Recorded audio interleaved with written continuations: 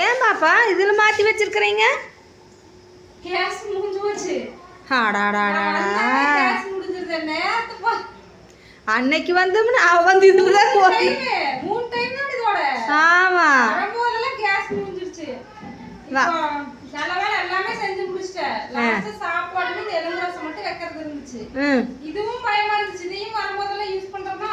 ஆமா.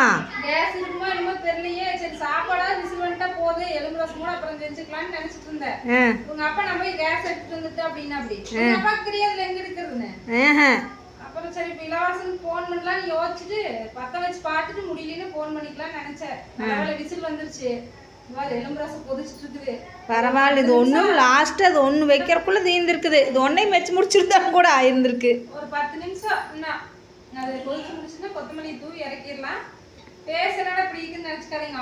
ஆயில் வந்து அப்ளை பண்ணிக்கிறீங்களா ஃபுல்லா அந்த சின்ன சின்ன பருகாட்ட வந்து தேம்பல தழும்பு பிம்பிள்ஸ் ஆட்டம் வந்துருச்சுங்க. தழும்பு வந்துருச்சுங்க. அது கூட அமிழ்ந்துருச்சு. ஆனா தழும்பு இருக்குது. அதனால ஆயில் அப்ளை பண்ணிக்கிறேன்.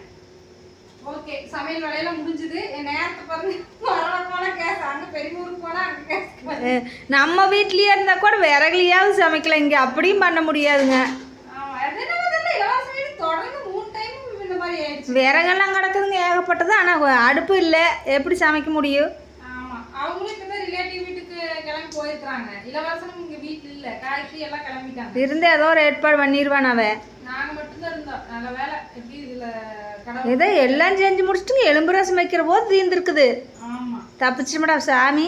எல்லா வேலையும் முடிச்சு இந்த குட்டி கேஸ் வேற இதுலேயுமே ஸ்டாக் இருக்குதா இல்லையான்னு நம்மளுக்கு ஒரு பயம். ஓகே சமையல் வேலை முடிஞ்சது. அடுத்த வீடியோ பார்க்கலாம் என்னென்ன சமையல் அப்படின்னு சொல்லி. ஆமாங்க நண்பர்களே. ஒரே நாளில் 2-3 எடுத்து வந்தோம்னா நம்மளுக்கு இப்படித்தான் ஆகுது.